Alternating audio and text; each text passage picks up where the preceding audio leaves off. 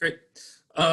So I guess first off, how does it feel to be stepping away from Congress and in public service after serving for 7 terms?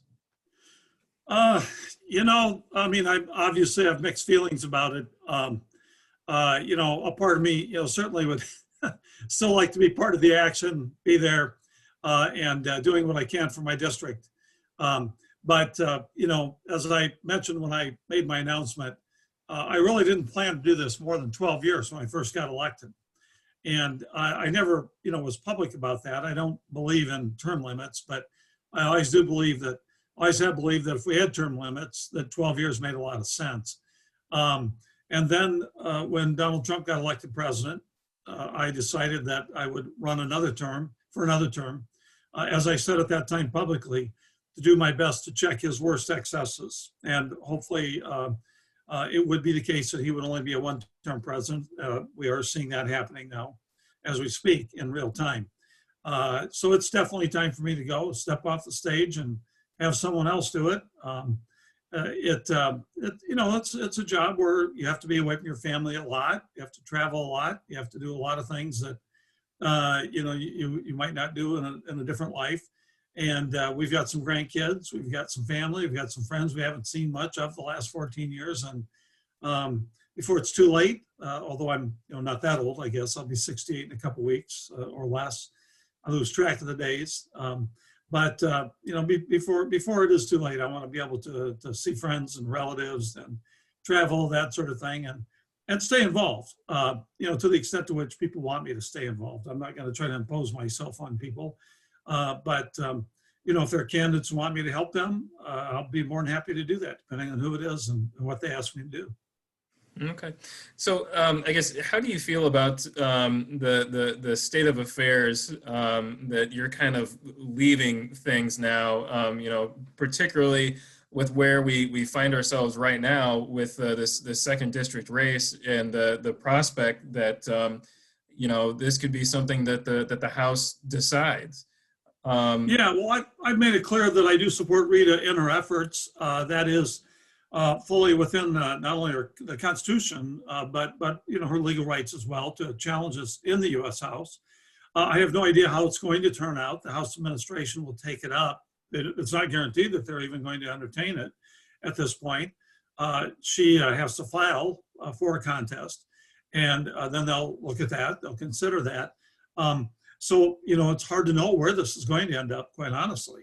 I do have concerns, obviously, about her opponent. I don't think she will represent the district as well as Rita would, or as well as I did for 14 years. Have real concerns about where she comes from on a variety of issues.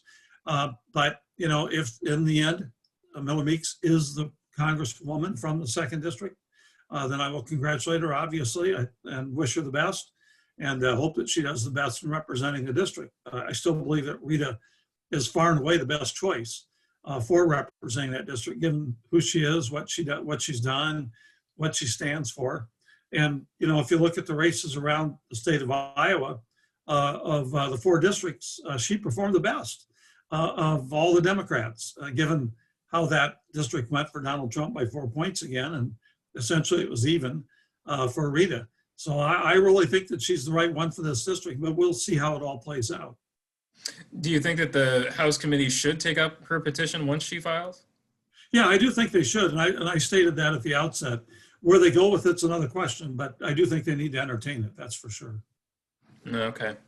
And then, so what's the process, I guess, been like for you personally, wrapping up and boxing up 14 years worth of legislative work in life and national politics? Well, it's interesting. There's as much in this to do with my relations with my constituents as there is anything else. And it is interesting now because you think about your papers and that sort of thing. The papers are not much of anything anymore. It's, pretty much on a, pretty small little computer chip, because we've done almost everything electronically over the years. It really is quite different. Yeah, I have boxes of thank yous and correspondences and that kind of thing. But, it's really quite different than it was, for example, when my predecessor left. after 30 years, and what he must have had. Colin Peterson, a good friend of mine who was defeated up in Minnesota this year, he's basically taking his office and moving it to Minnesota, where there's a museum that is going to recreate his office up there. And so he's got a lot more things that have been in over 30 years. So it depends on who you are and what you've been up to and that kind of thing. But, you know, since I decided this quite some time ago, I've been in the process of moving for a number of months. And so for me, at the end, it's not as onerous as it is for, say, someone who was unexpectedly defeated, or someone who's been there, you know, for an even longer period of time. So for me, whenever my last day is there, it won't be as wrenching as I think it is for others, especially given that, you know, I voluntarily decided to do this. So I feel a lot better than if I had lost an election, for sure. I see. Okay. And then, so, you know, looking back, I guess, what's been the most challenging moment of, I guess, your congressional tenure, and why is that? And what do you remember most about that moment? Well, there's not any particular moment that's been the most challenging. I will say that the floods, the Great Flood of 2008, was at once the most challenging thing that I had to deal with. But at the same time, you know, it's kind of a source of pride for me too, and what I was able to do for the second district. And that's one of my biggest accomplishments, that I count as one of my biggest accomplishments, is getting the flood relief for Cedar Rapids and Iowa City and all up and down the rivers and the streams in the second district. I did not have the Quad Cities at that time, as you know, but my congressional district at the time suffered at least half of the damage of the entire state of Iowa. We had $5 billion or more dollars worth of damage in my district, a couple billion at least in Cedar Rapids, if not more. And cities and towns all around the district are still struggling with the flood of that year and the subsequent floods that we've seen since then as well. But that was by far the biggest challenge. There's no question about it. Okay. Is there a particular moment that kind of really sticks out in your mind related to that 2008 flood, or the fight for flood relief to help those communities impacted? Well, yeah, in 2008, when we were passing an appropriations bill in the summer, the appropriation for the new federal courthouse had been granted in the Senate, but not yet in the House. And so over that weekend, I had some interesting and contentious moments with the Democratic Party leadership over making sure that we got the money for that courthouse. That was a lot of money, as you might imagine, $175, $180 million. Very, very important. And it is now standing proudly in Cedar Rapids. And it's a wonderful place, and it's where the congressional office now, I think, for Abby is, and probably where Ashley will be as well. Yeah, that was a pretty tough time. Also, that at that time too, before we adjourned in August, remember Pelosi was the speaker at that time in 2008. She wanted us to adjourn, and Braley and Boswell and I all objected and said, no, we can't adjourn. We don't have any flood relief yet for our districts. And she got very angry. Rahm Emanuel, who was the caucus chairman, got very angry. I won't go into all the conversations we had or the nature of those conversations. I They were wish you incredibly would. contentious. But I had to stand up for my district, and I had to stand up for Iowa. And I took the lead on standing up. And we were promised that there wouldn't necessarily be help if somehow that adjournment vote failed. And we voted against it, but we stood our ground. And a month after that or so, Nancy Pelosi was escorting Braley, Boswell, and Loebsack around our congressional districts and talking about the aid that was going to be coming to our districts. Okay. So I've had a chance to speak with quite a few people for this article, to kind of have them reflect on kind of your tenure in Congress, and you know, focusing specifically on just the difficulties of representing a district like this, where you have, Johnson County as, kind of the liberal bastion that's an outsider in the district as well as an outsider in the state.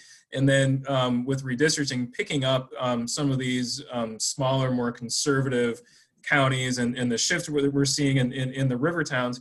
I guess, how tricky, how difficult was it for you to navigate that, and how did you approach that? Well, I found that the best way to navigate that, and what you're really referring to quite rightly, is the incredible diversity of a congressional district in Iowa. One of the challenges on that front is somehow convincing, or trying to convince my colleagues in Washington, D.C., who have no clue what it's like in Iowa, that there can be a district like this in Iowa. They look at Iowa as a monolithic rural state and all the rest. Some of them are very open, and those are the colleagues I respect the most, quite honestly, very open to listening to me about my district and all of that. But just convincing my Democratic colleagues in particular what it must be like in Iowa. Unfortunately, this most recent election sort of proved the point too. Trump won it again by 4%, as he did 4 years ago.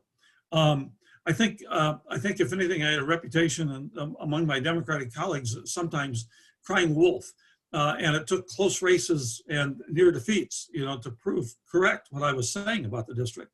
And since this last election, the dominant sort of theme with them has been, holy moly, it was pretty rough, wasn't it there, for Rita, because that district really is rough. I said, yes, I've been telling you that all along. And by the way, don't leave out Jefferson County, where Fairfield is, because Jefferson County is very similar to Johnson County in many ways. And that's given the presence of the Transcendental Meditation community in Fairfield. I win a particular ward there by as much as I win any precinct in Johnson County. It's really, really quite amazing. I have found that if I just do my job, and that is when I'm back in the district, and you saw me at different political events at the end of the campaign, I just always enjoy getting out and meeting with constituents. And the key to this, and I would tell anybody this who gets elected if they're willing to listen, the key to this is don't just go to the places where you know you're going to be liked and where you're going to have fun and it's going to be really great. You're going to be greeted with open arms.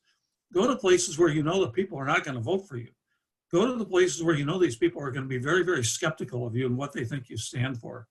And that's the key in some ways, and be open-minded about it and be respectful. Yes, you're going to have differences, but sit down and be respectful and hear what they have to say. And then if they ask you what you think, you tell them what you think. Otherwise, just let them talk and let them, tell you what their concerns are. And then if you think you have some solutions to their problem or potential solutions or people you can work with in Congress, talk to them about that and do your best. And that's why in my races, I think I was very fortunate that I managed to get a fair amount of support from Republicans in my races. That's one of the things I mentioned about Rita Hart. When she first announced, or when it was, I guess not when she first announced, it was right after the primary in June. She was unopposed, but her opponent came out of the box talking about Rita as a socialist and all the rest. Rita came out of the box talking about the 20 Republicans who were on her side in this general election. That's the kind of support that I had too. It was difficult at times, there's no question, when folks in Johnson County would ask me, why did you take that particular vote, And I very upfront said, look, my district is not just Johnson County. I would love to be Joe Bolcom. I would love to be, some of these other representatives from Johnson County, but my district doesn't allow me to do that. And they didn't like it, but that was the nature of the district. And if I'm going to be a representative for the whole district, that's what I had to do. And I like to invoke Tom Harkin here. He once said, heck, there are votes that I've taken that I didn't like either, and that's what you have to do as a representative. So that kind of gets into the two follow-up questions that I have. So I guess, are there particular votes that you've taken that I guess, I don't know if regret is the right word, or wish maybe you would handle differently, or wish that you didn't have to take? Yeah, I think the Keystone vote probably was one of them. That was a difficult one. On the one side you had environmentalists, on the other side you had a lot of labor folks who saw it as jobs. And in that particular instance, I did side with the labor union folks. that was just a tough one. You just have to call it as you see it at that time. And I guess, how did you see that issue at that time? Well, I saw it primarily as a jobs issue, not entirely as an environmental issue. And not all the arguments that were put forth on the environmental side that I think were necessarily compelling, but I certainly understand that. And so, I did the best I could on that. And, looking back on it, I'm not proud of that vote by any means, but it's one that I took. Conversely, I guess, what was your proudest moment, or maybe the most fulfilling moment of your tenure in Congress, and why is that, and maybe what do you remember most about that? Not any particular moment, but certainly I mentioned the floods and all the things that we were able to do for those folks. But some of the votes that I took, knowing that there would likely be a commercial made out of that vote.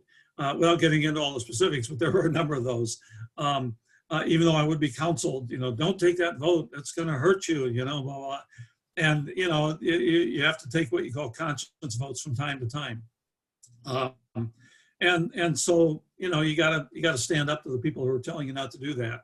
And sometimes they're your staff, and sometimes they're your friends who are on the floor saying, you can't do that, Dave, that's not going to work. I say, well, I got to do it. It's the way it is. Without getting into all of them, is there one in particular, though, that floats to mind? Well, often on the immigration issue, that was definitely the case, because in Iowa, the immigration issue is a tough issue. There's no question about that. All you have to do is go back and look at Tom Vilsack when he was governor, and he established way back in the late 90s or so these welcome centers, and he really got a lot of pushback on that too. It's a tough issue here in the state of Iowa because we have people like Steve King demagoguing it. We had President Trump, in this case, demagoguing it. And really invoking a lot of, I would argue, thinly disguised, if not overt, racist arguments. And there are a considerable number of people receptive to that too, in the country, but certainly in the state of Iowa. Not everybody, not the majority perhaps, but a good number. And they're vocal about it. And they're politically active and politically strong. So that's a tough one, but you got to do what's right. And I think we've got an opportunity on the immigration front, by the way, to do some good things now going forward with Joe Biden as president. And now that we have both Steve King and Donald Trump out of the way, and the third one, Stephen Miller, Donald Trump's right-hand man when it came to immigration issues, who wrote the speeches on these issues and many other things too. Okay. So I guess, do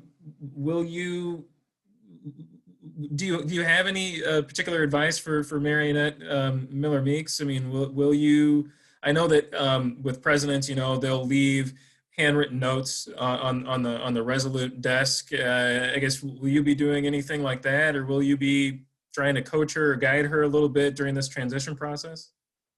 I'm not sure that will be all that well received, since she ran against me 3 times in the past.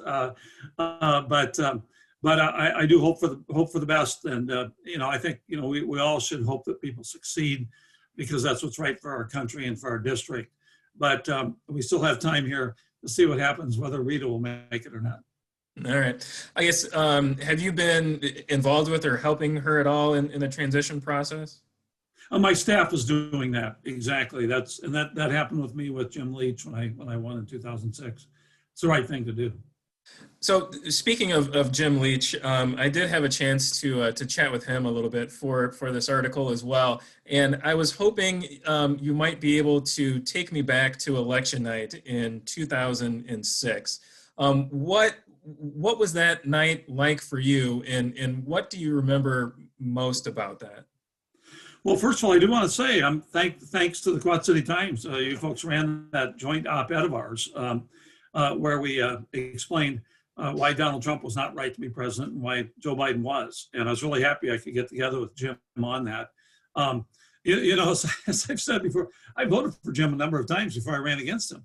I just thought it was the right time in 2006 for a change. Really, it's interesting because we had to wait quite a while until those Johnson County votes the absentee votes were actually counted. before we could go out and declare victory. But you know, at the same time, I knew that we were going to win before those were announced, because all of the votes from all over the district were already counted and we were ahead. And all we had left were the Johnson County absentees. And Democrats in the past had won the Johnson County absentees. In fact, Dave Franker ran in 04, won 60-40. And so I looked around the room at my wife, Terry, and my campaign manager. I said, we've won. We've won. We have, you know, this thing in hand. We're going to win the absentees. We had to wait a little extra time for that, but that was okay. And it was a wonderful night. There's no question. I guess for me, it was satisfying, self-satisfying in the sense that, you know, I never ever said I was going to win. I was not that foolish. I might have been a Pollyanna from time to time, I admit, but I always did make the argument that I could win. And even then, very few people believed that I could win, even the people closest to me, without naming any names. So I felt justified that I ran, and didn't win by much, 2.8%, but we won nonetheless. It was a pretty wonderful night. Pretty exhausting, as you might imagine, but then getting right into it, it was very challenging right after that, because all of a sudden, you know, I was going to have a $1.4 million budget, and I was going to have to hire staff, because there's no way that as a congressman you can also be the chief of staff and all the rest, the district director and all that. But I had some folks in mind, and I was able to hire my district director on Saturday after the election.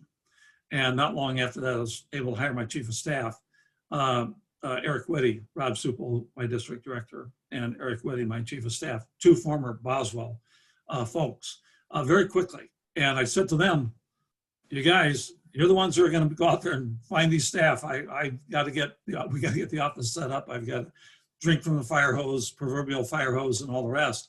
And they've been fantastic staff, and I couldn't have gotten here today where I am if it weren't for them. Great. And then,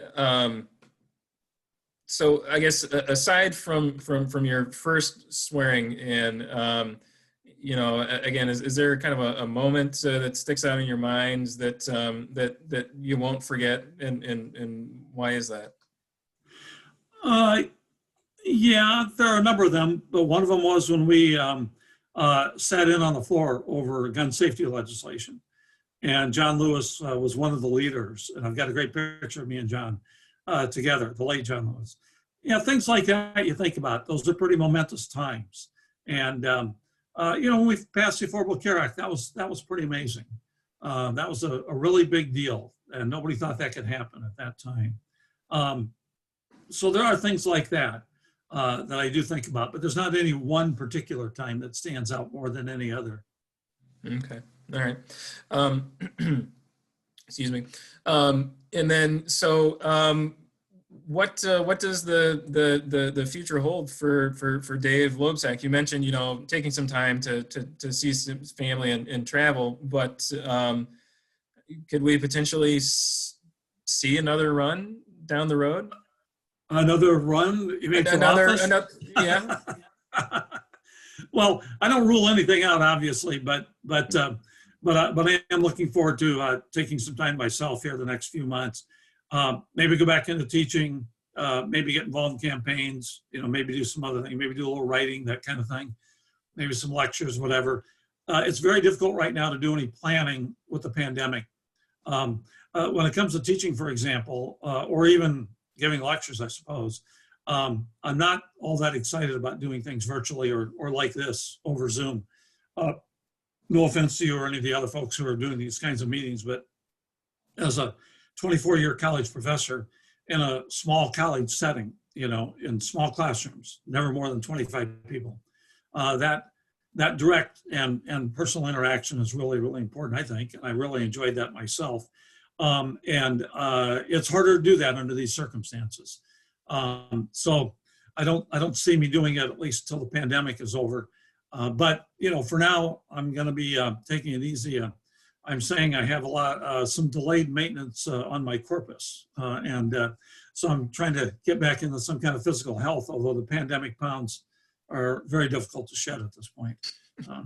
But I really do enjoy that kind of thing quite a lot, and then, just see my family and friends and that kind of thing.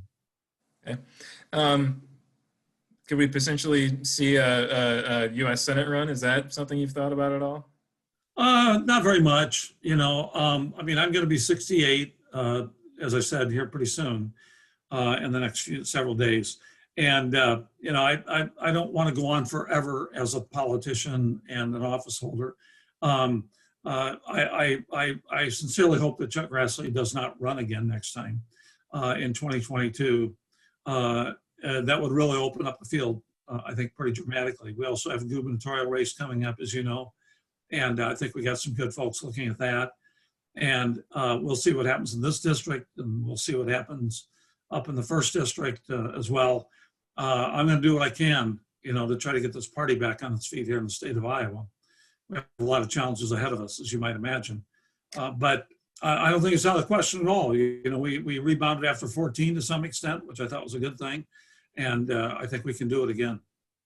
So what was that like for you personally, those years where you were the lone Democrat from Iowa in Congress and the de facto, I guess, leader of the party at the time? Yeah, well, I stated at the time that I wasn't Tom Harkin. I didn't have any interest in sort of playing that role. I had enough to do just representing my district and being the only Democrat from Iowa. I tell the story that must have been early December after that election. Terry and I were leaving our house in Iowa City and pulled up to Rochester Boulevard, Rochester Avenue in Iowa City, and across the street is a big wooded area. And we looked up in the tree, and there was a huge bald eagle all by himself up there, perched, and Terry looked at me and she said, "That's you. You're the lone bald. You're the only eagle left in Iowa. You're the only Democrat left in Iowa all by yourself." And it was tough. There's no question about that. And I did what I could. I was the only one. Unfortunately, it lasted 2 elections, and then in 18, we were able to get a couple more members, Cindy and Abby, and that was great. And now we just have Cindy, and so I may be talking to her about how to navigate being the only one in the delegation. I think she'll do a great job. But no, it was difficult at times. It was lonely at times. There's no question about that. It's not fun being 1 out of 6 and going to delegation meetings. Where you might say something and you'll be voted down 5-1. Let's put it that way. Challenging. Yeah. Okay. That sounds great. Well, I guess those were pretty much the questions that I had. I don't know if you have any final thoughts or, parting words. Parting shots? No, none of that. I won't be doing that. Maybe I'll wait until after I'm out for a little bit.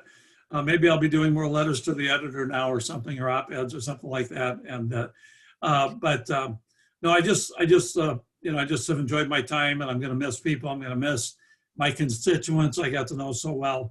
And it's been good. There've been a good number of people who said they want to stay in touch, and I'm appreciative of that. And so that's what I intend to do. I'll try to stay as active as I possibly can. So thank you. Yeah, I'm sorry, one quick last thing. Will you be giving, farewell address or closing remarks on the House floor? I thought about that, and I don't think I'm going to do that. I did think about that. A lot of my colleagues are doing it. It's not that I don't have an interest, but I guess I don't take myself that seriously. Let's put it that way. All right. Sounds great. Well, Congressman, thank you again so much for taking the time. I do appreciate it, and best to you and your family. All right. Thanks, Tom, and stay safe. Yep. You too. Thank you. All right. Thank you. Okay.